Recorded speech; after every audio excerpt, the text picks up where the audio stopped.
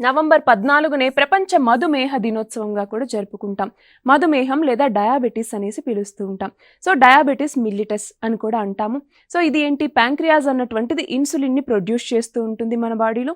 So, ఈ diabetes ఏదైతే ఉందో అందులోను ఎస్పెషల్లీ టైప్ 2 డయాబెటిస్‌కి సంబంధించి ఫ్రెడరిక్ బ్యాంటింగ్ ఈయన ఏం చేశారు? ఇన్సులిన్‌ని కనుక్కున్నటువంటి వ్యక్తి కాబట్టి ఈయన యొక్క పుట్టినరోజుని మనం డయాబెటిస్ డేగా జరుపుకుంటూ ఉన్నాం. అందులోనూ మనకి డయాబెటిస్‌లో టైప్స్ చాలా ఉన్నాయి. అందులో టైప్ 2 డయాబెటిస్ అన్నటువంటిది చాలా డేంజరస్. సో, టైప్ 2 డయాబెటిస్ ఏంటి?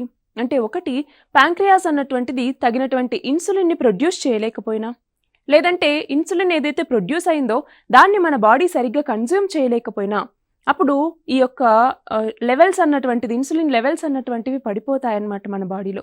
సో, దానివల్ల వచ్చేటటువంటిదే టైప్ 2 డయాబెటిస్ అనేసి పిలుస్తాం. ఇది చాలా డేంజరస్.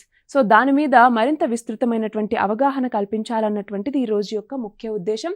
అలాగే ఇన్సులిన్ మరియు గ్లూకోజ్ నియంత్రణకి సంబంధించి ప్రపంచవ్యాప్తంగా కూడా అవేర్నెస్‌ని కలిగించాలన్నటువంటిది, ఆరోగ్య సంరక్షణ పరీక్షలు అన్నటువంటివి చేపట్టటం.